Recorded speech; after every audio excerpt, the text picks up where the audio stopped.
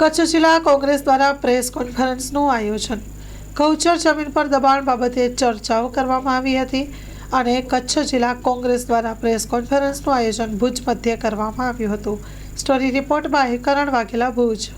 આજે ગૌચર જમીન ઉપર જે દબાણો છે એ દબાણો દૂર કરવા માટે અમે વારંવાર રજૂઆતો અને સરકારમાં અપીલ પણ દાખલ કરેલી હતી।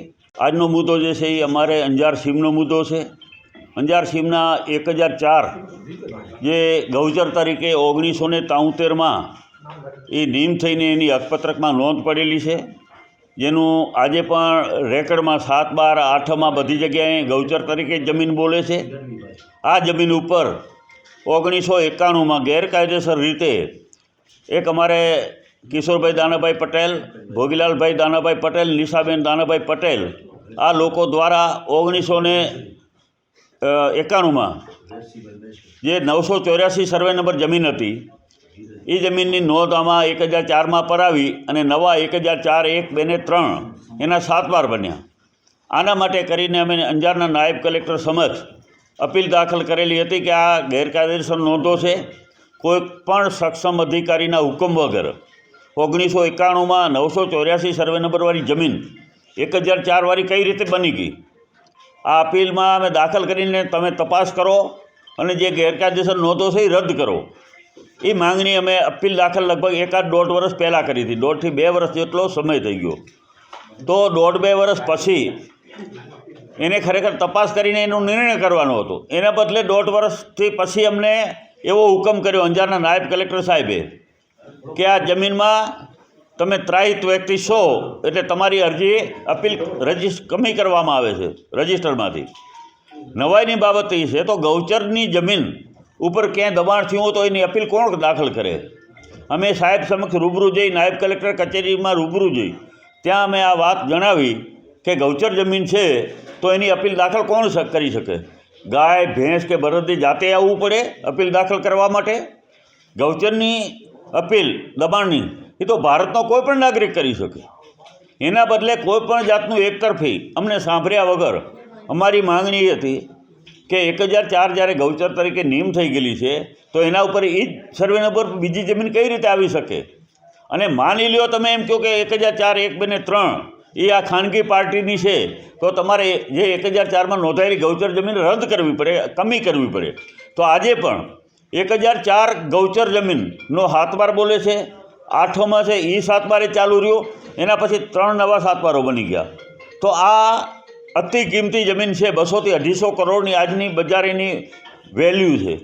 એ જમીન ઉપર એને તપાસ કરવાના બદલે જે જમીન ઉપર ખરેખર તો કલેક્ટર સાહેબના ધ્યાનમાં ખાલી આવે ને કે ક્યાંય ગૌચર ઉપર દબાણ છે તો એને સુઓ મોટો કરીમાં લઈ અને તપાસ કરવી જોઈએ। સુઓ મોટોમાં લઈ તપાસ કરી અને ગેરકાયદેસર નોંધો હોય તો એને રદ કરવાની જવાબદારીને ફરજ માનનીય કલેક્ટર સાહેબ અને નાયબ કલેક્ટર સાહેબની હતી। એના બદલે અમારી અપીલ 108(5) હેઠળની અપીલ એને 1.5 વર્ષ પછી 1.5 વર્ષ સુધી તો અમારી અપીલ રાખી મૂકી, ખરેખર તો તરત એને દાખલ કરવી જોઈએ।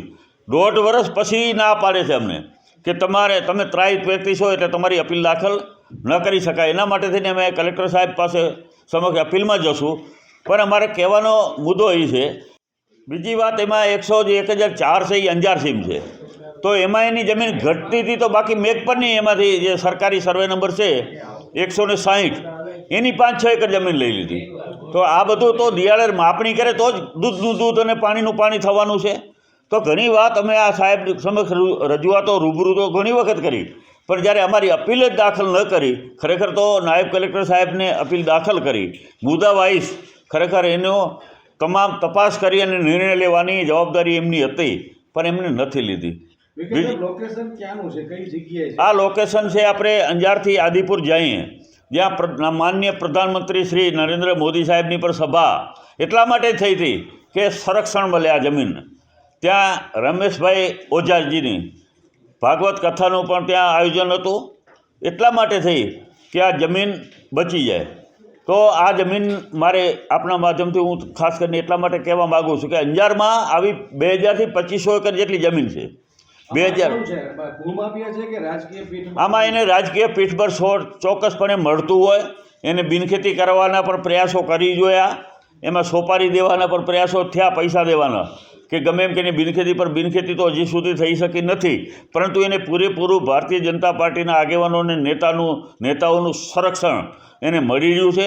ત્યારે જો ન મળ્યું હોય તો આ જે ગૌચર જમીન છે, ગૌચર જમીનમાં ખરેખર ગંભીરતાથી લઈ અને કલેક્ટર સાહેબ અને નાયબ કલેક્ટર સાહેબે બને એના ઉપર સુઓ મોટોમાં લઈને પણ આ ગૌચરની તપાસ કરાવી. ગૌચર જો જમીન ઉપર દબાણ છે એ ખરેખર ખોટું હોય તો દૂર કરવું જોઈએ. અમારી માંગણી એક હતી કે તમે માપણી કરાવો ડીઆરએલ પાસે, તમે સરકારી ખર્ચે એને કરવી જોઈએ. ગૌચર જમીન છે છતાં તમે સરકારી ખર્ચે માપણી ન કરાવો તો અમે માપણી ફીના પૈસા ભરવા પણ તૈયાર છીએ. આ અમે લેખિતમાં આપેલું છે એમને સાહેબને કે તમે માપણી કરાવો, અમે પૈસા ભરી દેશો, અમારે ખર્ચે માપણી કરાવો. પણ ખરેખર આજે પણ આ જમીન ખરેખર જે એમની જમીન છે ત્યાં જ છે કે બીજી જગ્યાએ છે, મૂળ મુદ્દો આ છે.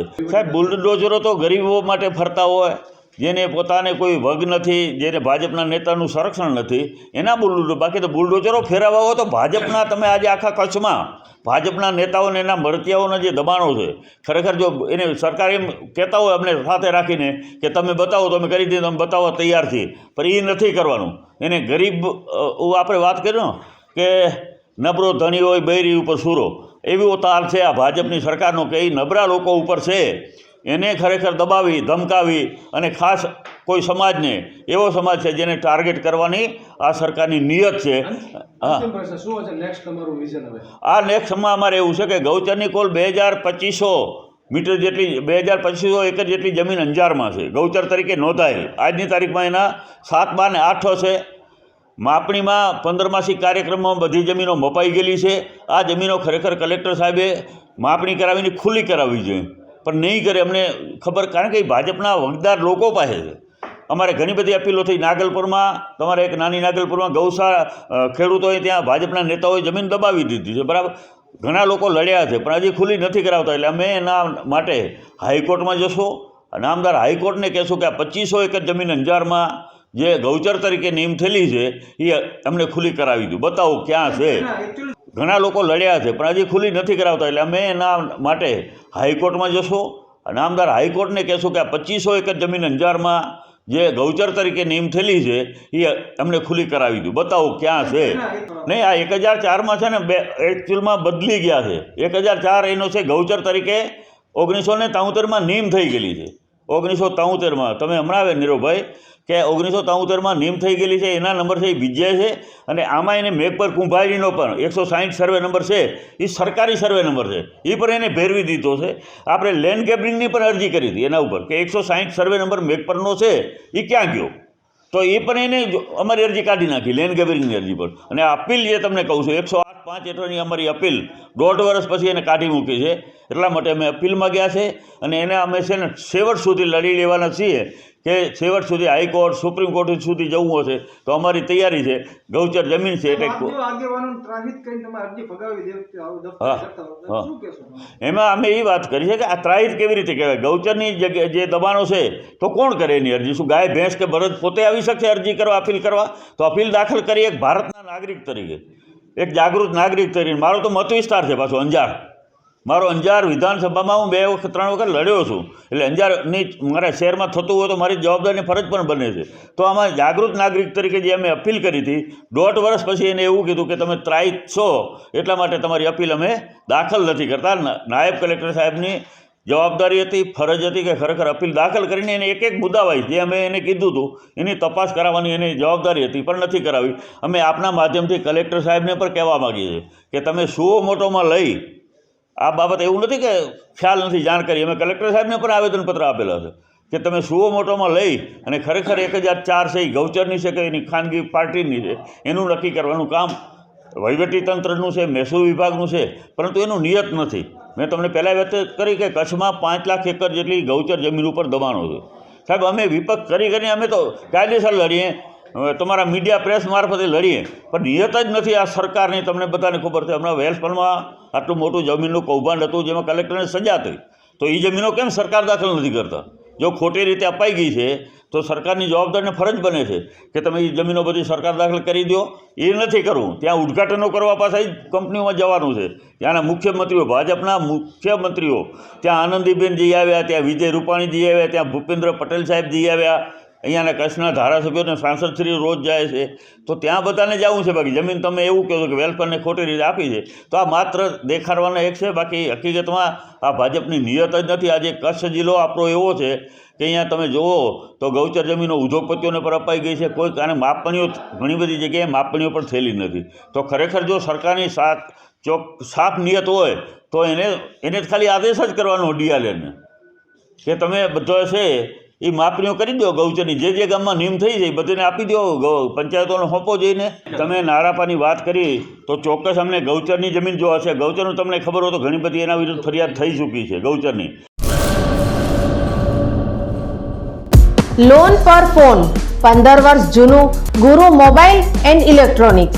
દરેક કંપનીના જૂના અને નવા મોબાઈલ લોન ઉપર મળશે અને ઇલેક્ટ્રોનિક્સ આઇટમો ફ્રીજ, ટીવી, વોશિંગ મશીન.